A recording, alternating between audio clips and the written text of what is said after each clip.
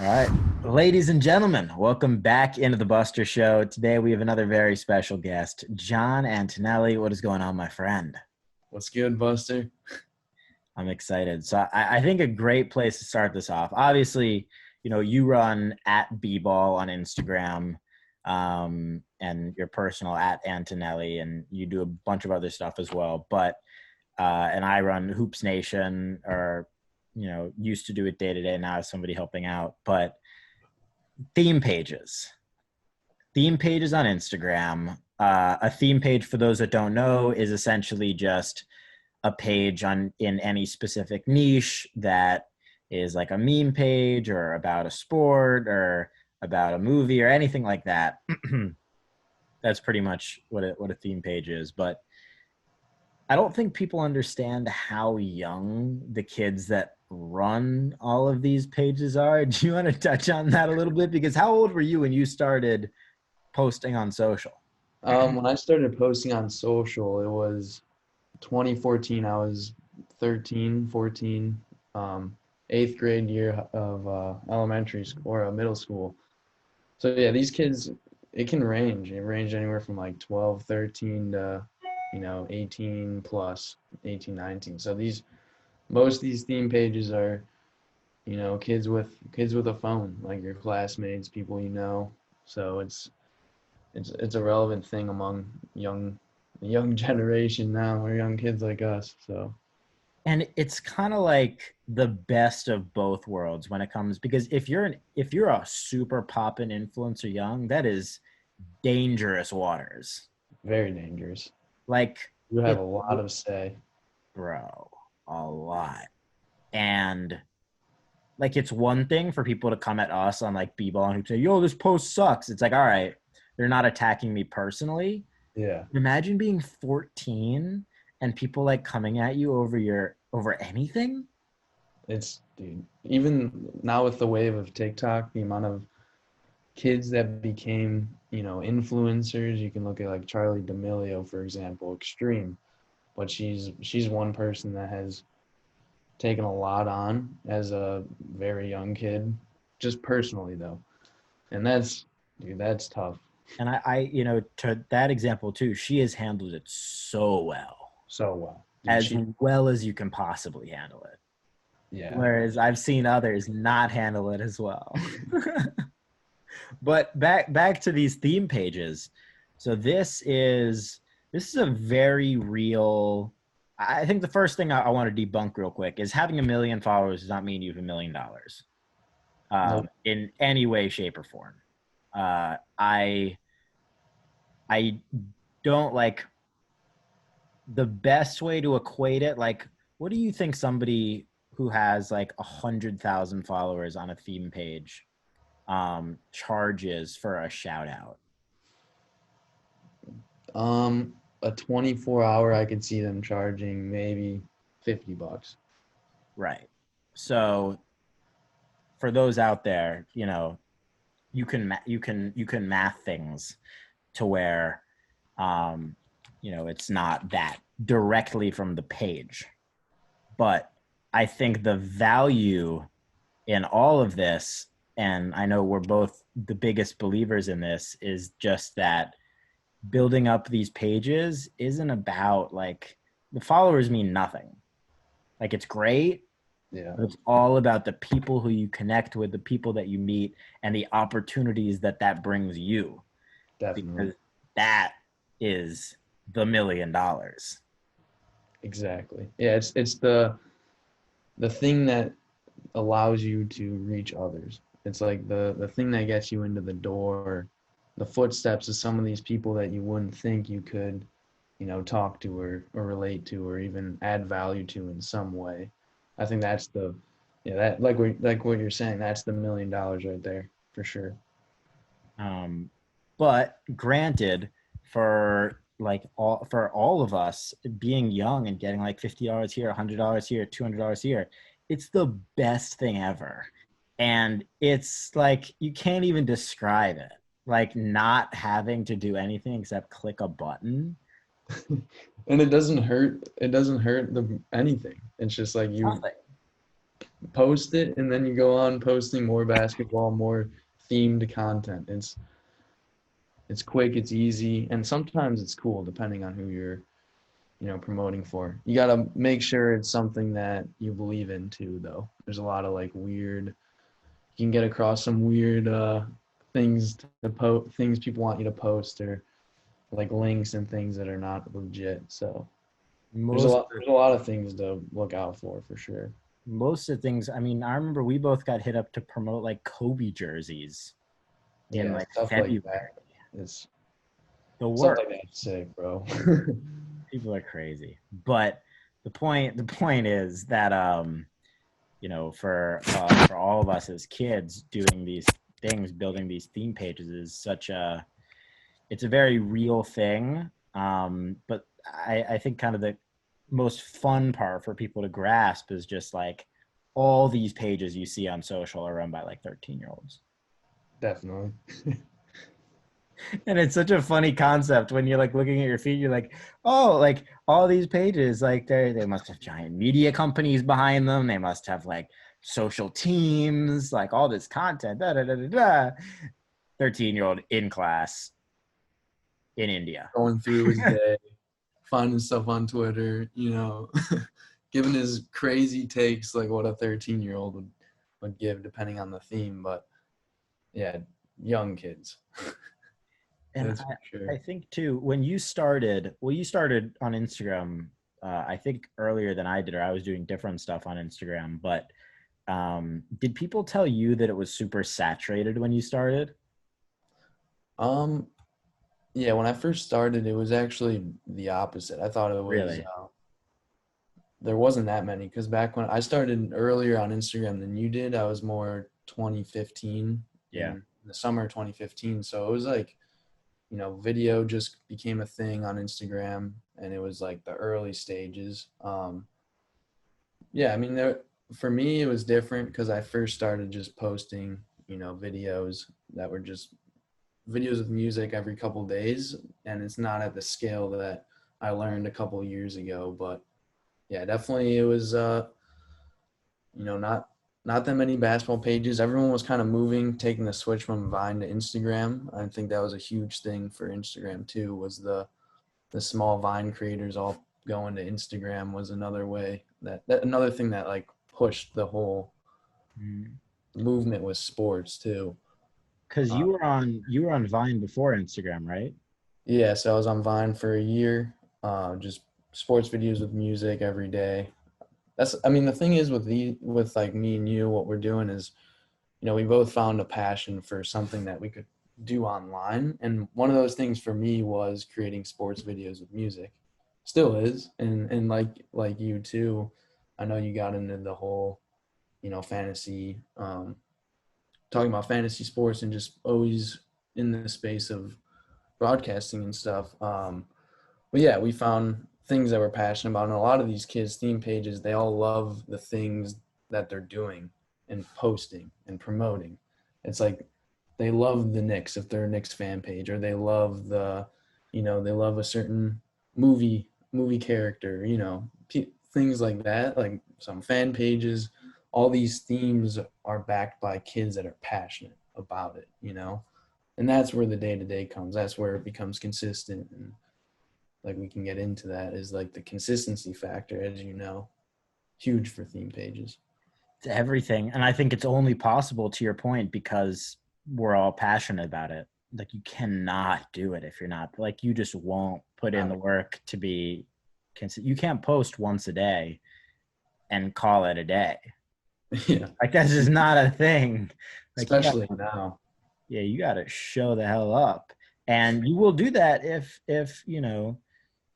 it makes sense. I'm going to make a bold claim here. I literally think that kids are better off starting a theme page in summer on anything, like a fan account, whatever it is, than doing a summer job that they hate.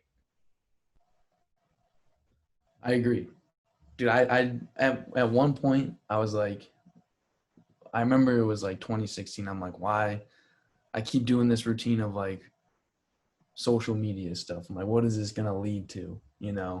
I'm not getting any like everyone's like, oh, like are you gonna get a job in the summer and stuff? And I'm like, I'd rather spend my time on something I love doing. And I think kids like that. I find it like cool that I found something I'm passionate about early. I'm kind of lucky, is because these kids push the way to, doing a job that they hate, doing stuff that they hate all the time, and getting into the path of like, you know, it's not good. but well, anyway, back to your point. Yeah, I agree. I think whether it's something just something you like watching on TV or whatever, like find that thing that you would want to make an account around and do it. That's huge.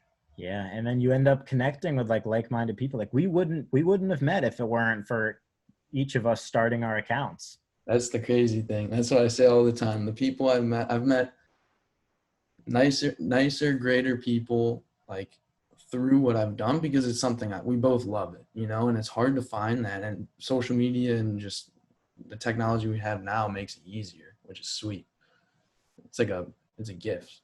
Also, as you keep doing better and better, like in turn, I imagine this applies to everything, but I can only speak on where it applies to us. Is like to when you connect with people who are doing similar things to you, it means by default that you both put so much passion and effort into it that by default you are a good person because you are happy, and you are happy because you love what you do. And I think it all comes full circle to that. And that's the place that I implore everybody to try to do whatever they can to find. um yeah, I think it's just everything, bro. What are some of your tips for people that now have been motivated by the last 3 minutes and want to start a theme page? First tip I would say is do your research on that theme. Like see what people are already posting right now. Do the work to look at Twitter, look at your Instagram feed, see if anyone's already posting about it, see what content you can scrape up, see what you can find. I think that's the hardest part is of all of this is finding the content to post. Because if you don't have content daily, like it's really not going to work. If you can't find content daily, if you can't, like content is like I would say the main piece to all of this. And then once you find that content, then you do it at scale too. So like we were saying, posting consistently every day, not just once, but anytime you have free time. I think that's kind of what worked with me. I'm not sure you, Buster, but anytime I had free time, whether it's like throughout the day, instead of just sitting, I would be on my phone looking for content or looking for things to post. I still do it. I see a cool play, see something funny on Twitter. So it's that constant look for content. And then the second thing I would think, which is huge, is consistency. And then the third is collaborating. So finding other small pages, no matter the size, to see what you can bring to them in order for you to gain a bigger following. So it's like cross promoting ish through their communities. Starting from zero is tough. And the biggest thing is reaching out to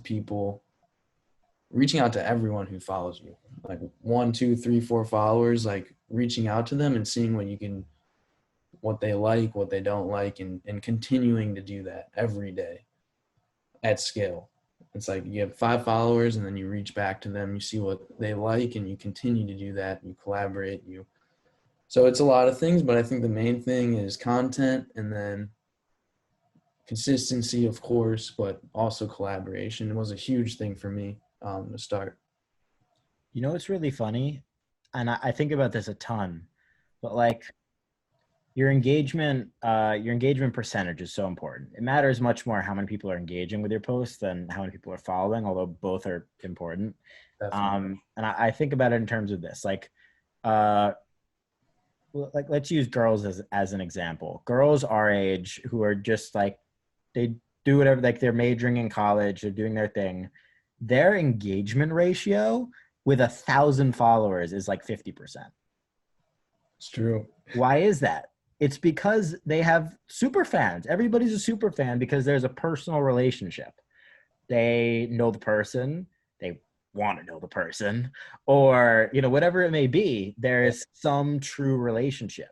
Now, how do we replicate that? And it's different when it's like thirst traps. Like I'm not saying go out and thirst trap with your theme page content, but like how do you build some sort of intimate relationship with people? And like you said, reach out to them, say thank you, Yeah. you know reach, even if you have 1 million followers, reach out to 10 people a day and be like, thank you for following, yo, appreciate it, respond to 5 comments. We've spoken about this before. We spoke together in Toronto, and I think we spoke about this. Imagine if LeBron replied to fans comments. Dude, his engagement would skyrocket. Easy. Everyone wants to comment from LeBron, or everyone wants to feel like they're a part of something bigger, something that's like unique to their feed. Because everyone's posting, but is everyone reaching back? Is everyone seeing, that next step, like, oh, that you care? And that's huge for people, and also even for theme pages. As much as people don't think theme pages are people, it's different, because we're not like, you're not sharing your personal side, but you can create that authenticity. I feel like that's what we've learned, is like we've created something that's bigger than just a theme page. It's something that has its own voice, in its own way. 100%. It's theme page is like a very slang term, but like in reality they're all everybody's a media brand, Yeah. or a media company, because there's no difference. Like the fact that a 14-year-old runs it and has just as many followers as Complex, like there's no there's no, Yeah. the only difference is that somebody's paying for people to run it and somebody isn't. I'd rather be the person who's not paying. True. um Definitely. and I think you know I think as well, the reason that so many young kids are in charge of like this space is because of time, and people who are older, have a job, don't necessarily see the value, or don't like, can't stoop down to the level that it is, because it's pretty low level, like at zero, like going from 0 to 1,000. But there are things you can do to expedite that, but that's besides the point. And I mean like natural shout outs and organic content, Yeah, stuff like definitely. that. Um, but I think it comes back to time, right? Because like we're in class, like we don't care about class, but like we care about this, and we have like time Yeah, at the end of the day, and we go home. We also have no overhead. exactly. I mean, that's the main point. We have a roof over our heads already, most of us. But the thing is, we don't have something. We have 18 years to not get to that point, of worrying about more than just making, getting food on the table for ourselves. And that's huge I mean, that's why these kids jump into it. It's instead of, gaming or doing something else, which is good as well. This is another type of gaming in a way. This is another type of hobby, or, sport-ish kind of thing. It's just another thing to do that's out there. That's better than scrolling, and it's better than being another consumer, which you need consumers. We're all consumers at too. I consume a lot of media as well. It's not one or the other. I think it's just all in one. So I feel like, yeah, that's the huge point. No overhead. That's definitely it. Because it's like, if you're fortunate enough not to have to like work and help support your family, you're doing nothing. Yeah. Like, so what are you gonna do about it? Like, are you gonna take that time that you will never have again? I mean, unless there's a pandemic, you're not gonna you're not gonna get that back. Yeah, And definitely not. long term, jokes aside, you're not this is not gonna happen. You're gonna have to pay rent, you're gonna have to do this X work, that Y work. But you have this opportunity now if you're 10 to 18 and lucky enough to be in the position, or 10 to 22 if you're in college and that's being taken care of for you, that like you can literally do so much that nobody else can do. Like what we did at our ages, like that young, it's almost impossible to replicate as a 24, 25, 26 year old. It's almost impossible. You cannot put that much work in. Yeah, definitely. I mean, the only other option is you do it after everything else, which is tough. Like it's doable. Like if you're 24, 25, I always hear it from Gary Vee too, is you put it in after the things you have to do. You set that 3 hours on the weekend aside, on a Sunday, but it's just not. It's hard. I mean, it's not like a real a Yeah, real although thing. I one thing I will add to that as well is that a benefit that a 25, 26 year old might have is that they can work extra hard at whatever their other job is and then apply some of that capital to it.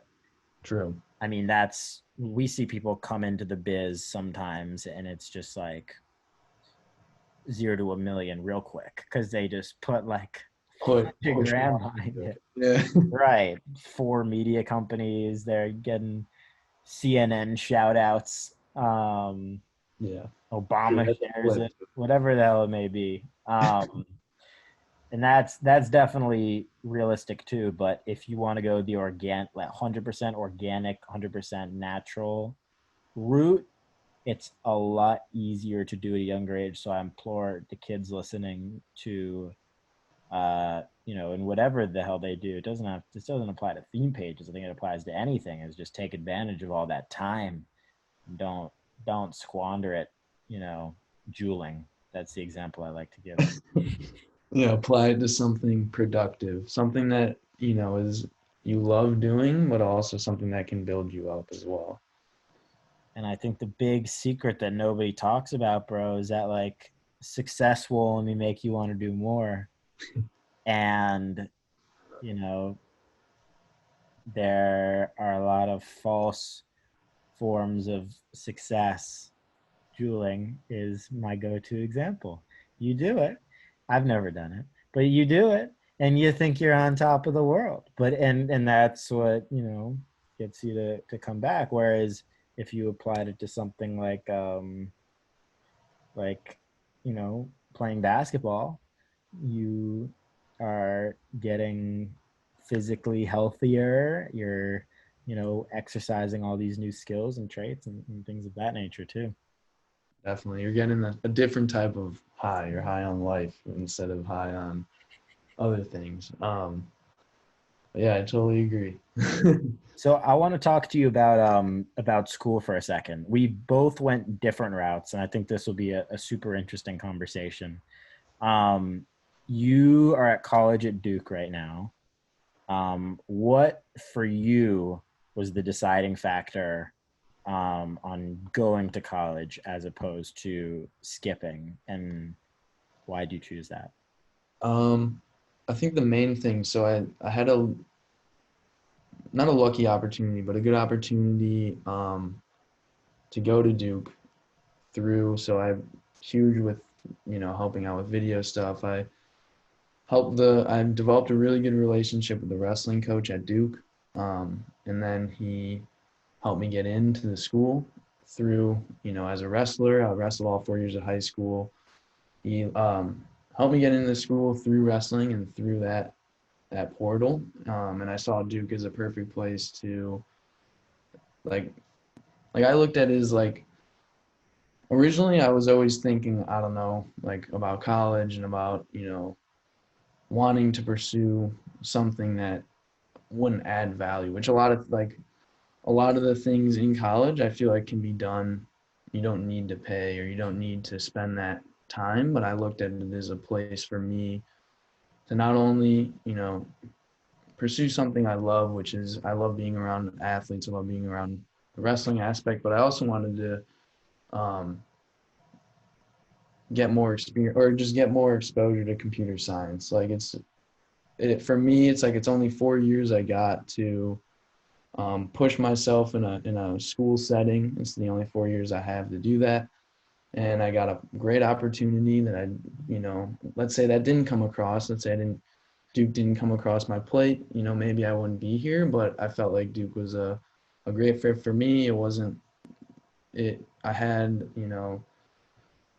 enough things that pulled me into the direction of Duke. The whole atmosphere at Duke, the sport. I love basketball. Duke's a great basketball school, but also just me being in an environment for 4 years that I can push myself the only 4 years I can. Because like after these 4 years, then I can do that other stuff. And it's not only is it just about Duke, but it's about being at a place that will allow me to push it. And like any place really would have done that, but I just felt like the opportunity arose, and I took it. And I'm also lucky and grateful for all the support to get into the school. I mean, it's not an easy school to get into. And then computer science, the other twist to it is I love, you know, I wanted to do something different. Like I know I love media, I love sports, but I also wanted to increase my understanding of, computer science. And I don't think I would have pushed myself as hard if it was on my own. That's tough. I mean, it's tough learning something of that nature on my own, just the premise behind it, whether it's online or in person. I just think, college is the right, you need college for certain things, for certain majors. And for some majors, you don't. And for a lot of things, you don't. But for something like computer science, I really think you need to be at a university for sure. That's just my thought on it. But 100%. You got to be super self-aware. yeah, I think I think that's for kind me, of I the, needed it, yeah. but it's Yeah. all different for everyone. And I know for you, would love to hear more about it too, your thoughts. But I was a crappy student. That was bottom line. Like I had no it like I did, if I had the same passion for computer science that you did, I would be in school. There's no doubt about it. I if I was trying to be a lawyer, I would be in school. I don't think that those are the sorts of things where you would have like what we talked about earlier. Like for me to like want to continue to chase something, I need to like try, fail, succeed, fail, fail, fail, succeed. Like I need something. Whereas something like that takes such a long period of time and it's so tactical and it's so detailed and finite. And if you aren't good, like you're worthless as opposed to like being like kind of knowledgeable about a subject or yeah, like kind of being able to talk about the NBA, which, I was and, gotten a little bit, a little bit deeper into it in the last few years, but like that was me at 14, 15. Like I kind of talk about it. I had some pretty bizarre opinions. But besides the point, you gotta be super self-aware. So for me, my decision not to go to college was A, I was a bad student. B, if I went to school for broadcasting, I thought I wanted to be a broadcaster when I was younger, right? But the way the broadcasting system works, if you're the best of the best, it's kind of like baseball on steroids in the sense of when you're a baseball player, you go through the minor leagues, right? It's like that for broadcasters, except it takes 3 times as long. yeah, So you broadcast like summer league games for 2 years.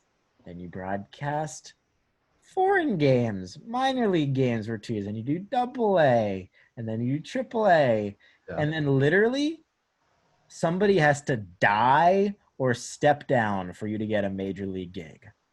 Because think about it, there are 30 teams in all professional sports. They have one broadcaster, not a 30-man roster that interchanges. They have one broadcaster. And what's the average career span for a broadcaster? Their entire freaking life. They broadcast for their entire life. Vin Scully was in his 90s when he stopped, you know? yeah, So when I looked at that, okay, that's not for me. Maybe one day I'll dive into it. The NBA has been super gracious in giving me opportunities to do like games on League Pass and stuff like that. definitely. Um, and that's been fun. And I always love broadcasting games, and I want to do more, but that wouldn't have come from the natural broadcasting side. And that also only came because of the social media stuff I do, not because I'm a great broadcaster or anything like that. Yeah, But kind of an amalgamation of all of that made me realize that I'm not going to go to school because I think marketing in colleges is no bueno, Yeah, no. because like you're not literally, if you and I were teaching a class, the kids would come in and they'd be like, all right guys, we're going to talk about Instagram reels. There is no college marketing class in college right now. It's has the kids come in. All right, let's talk about the finite details about why you get 3 to 4x views on Instagram reels right now. Yeah, definitely. Talk about TikTok. Let's talk about Charlie D'Amelio, because that's more important than like the crap strategies based on like philosophy or From whatever. old books or whatever. Yeah. Bro, books. That was And it's written about before the iPhone was out, bro. and it's about doing it too. I feel like I learned just from experimenting. Like you don't pay to go 100%. experiment, you know. That's the thing. 100%. You got to just test. So, between those few things and also just, you know, wanting to meet people and network in a world where people were doing it, rather like it's different when it's something that's like more tangible as opposed to like computer science, which is more like an isolated, Yeah. like you don't, like you can network with other computer scientists or whatever it may be, correct me if I'm wrong, Programmers. but Yeah. like programmers, um I make it sound so like Einstein, um but my point is just like it's just so different.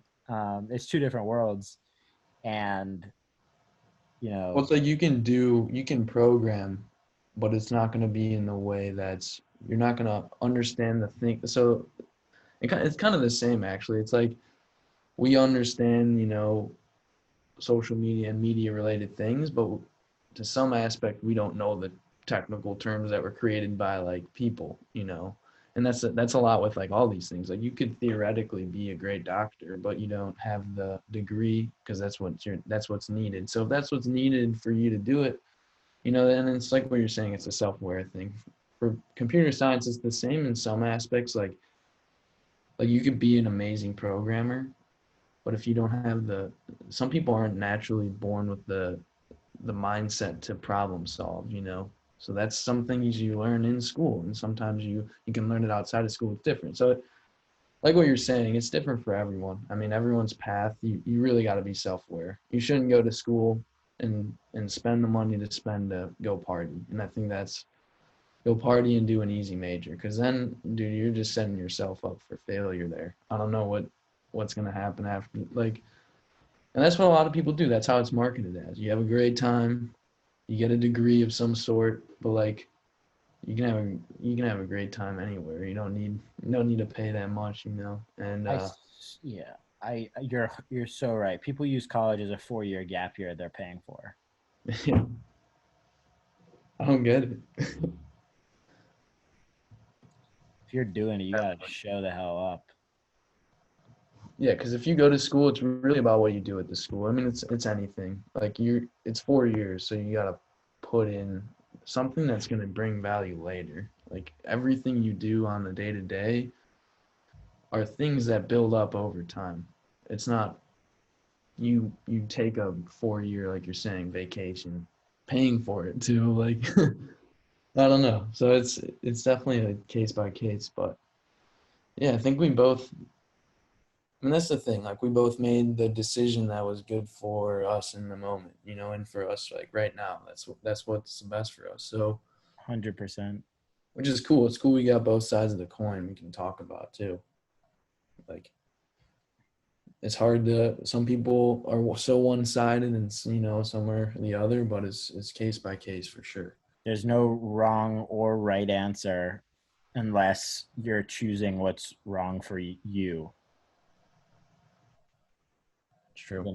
And I still think, like, granted, people who are just wired like that, bro, they're gonna make the best of any situation. Like that's like we were talking earlier. We were just texting earlier today about like the goats and whatnot, like the Kobe's and the Junior Bridgmans of the world, and just how like you gotta you gotta be there and show up for everything, no matter what it Every is. experience, you gotta, take it by the horns and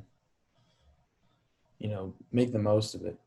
You got those, you got the next whatever period you're in right now, you just got to do the most that you can do to make it, something that's valuable or something that, I mean, that goes back to even what we're talking about today is the doing something like a theme page. That's one thing that can bring you closer to utilizing the time that you have right now. If you have free time, you know, It's all free time. We have 24 hours a day of free time. we can do whatever the shit we want with our like 24 hours in a day. It's all how you use it, bro. That's Yeah, what gets me amped. It's like, dude, like we have these amount of hours. That's all we got. That's what everyone has. So it's what you make of it in your own situation. Everyone's situation is different. So it's like depending on your situation, you gotta utilize it. bro. Nobody in the history of ever has had more hours in a day than you. So it's just like when you think about it, it's like, oh, yo, like this dude did so much. It's like, no, he didn't. He just optimized his hours better than other people did. True. He did more with his hours. He watched less Netflix with his hours, and he ate less cookies in his hours. Nothing against cookies or Netflix. I just think some of that could be, like towards you writing a Netflix show or you Yeah. starting a cookie shop. Exactly. And if that's your free time too, it's like nothing against it, but yeah, no, I agree. Let's Like let Yeah, go ahead. I think along the lines of like you got to do like if you're not also it's also if like you're not happy too, you got to find what will make you the best you, which is the best you should be, the happiest you as well is kind of what I think too. Totally. Let's flip to the complete opposite side of the coin. How important is it to take breaks and relax from time to time and not work 100% of the time? That's tough. I think it's important. I think it really depends on like the day. Like if you had I think it also helps with efficiency. Like my break, I would say, is like a workout. It's a different type of break, but I feel like a workout in the morning or taking the extra time to like a 2 hour wake up morning workout, breakfast, and then getting going with my day. It's not like I'm waking up and going right at everything, and I think that's huge is like you always need a reset. Every day I need a reset, whether it's stretching, working out. I started getting into yoga. Yeah, how is it? Dude, you got to get on a yoga wave. Never At done it. least try it. It's for me, it's great. It's great for like my back, just stretching in general. Um, but yeah, so one of my wrestler friends got me into it. I'm like, all right, I'll try it. But really, it can be anything. Like if you need an hour of Netflix, at night or in the morning or something to get your day going to break it up because you can't have. I feel like it's tough to continue a monotonous thing of wake up, grind, no break anything. And I feel like that doesn't lead to for me, I'm not the most efficient if I do that, if I don't break that monotony of like, but I don't know what do you think? I think, and I'm making a YouTube video in a little bit, so the crux of it is that you need a few things that you love. I think for somebody to be like truly, truly happy, like you got to love like three to four things. Definitely. You need a hobby, 100%. You need your like career. So like let's use me as an example, right? Because that's the only person that I can speak on the behalf of. Um, Basketball, like Hoops Nation, all that, super big passion. I love it. Everything NBA. I just love watching the playoffs. Sports cards, memorabilia. That's another thing. That's like number two. Working out, playing basketball, baseball, tennis, running, doing weights, all that kind of stuff. Swimming. That's another. And then doing stuff that's like more creative and motivational, like this podcast. That's my other thing. And the combination of those things is what allows me to break up every day. And I don't like beat myself up or over anything. And there's always more to do. And if I ever get bored of one, jump to the other. And like Definitely. scrolling eBay and like looking at Pikachu's, like these bad boys here, Mario and Luigi Pikachu, because Nintendo owns both Pokemon I and saw that live. oh, epic. Um, or like, I showed this to you before, but for everybody watching, Benjamin Harrison signed check from 1899 to a man named AC Dawson.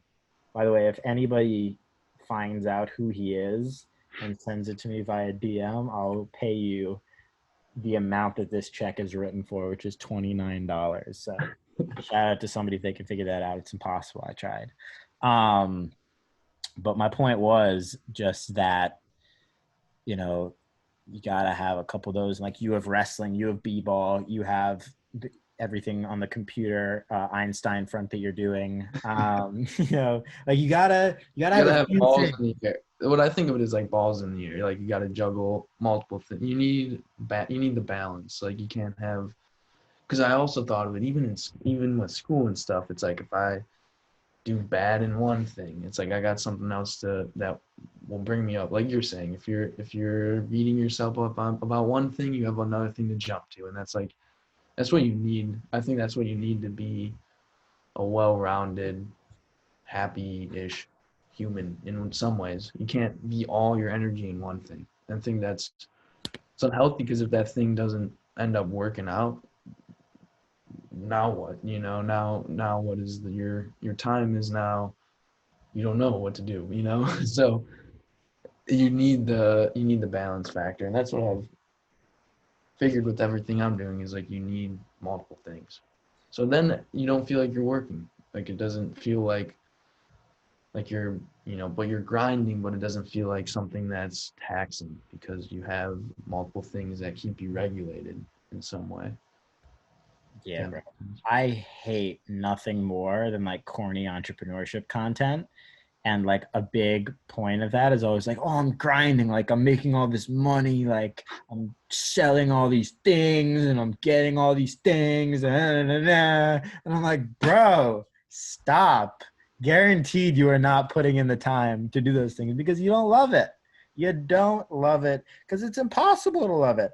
I wouldn't love it. You wouldn't love it. He, she, it wouldn't love it. And I think that's like, but back to the main point, it's like we're all diversifying our time portfolio. Um, Yeah, and that's all it is, bro. yeah, for real. But like do exactly what you would do if you had unlimited time. It's true. Like what do you enjoy doing? All right, do it. That's it. But that doesn't mean go like binge watch 10 hours of Breaking Bad every day. It means like, you know, you you just gotta have a little bit of you gotta see a little bit of potential and then it's over, bro. You figure it out. That's what I think. Yeah, you find something in your mind that you want to be, you want to become, or even if it's a big goal that's really far out, it's something that you can always work towards finding a new step towards it, and then you figure out what will get you to that step, but also what you like in that aspect. Like for me, this is kind of funny, but it's always been, you know, working for LeBron or meeting LeBron. Um, Love it. has been like just a random big goal of mine is just being around athletes in general. Um, Main one being LeBron, huge LeBron fan. Gotta put it into the But even universe. then, it's It'll like happen.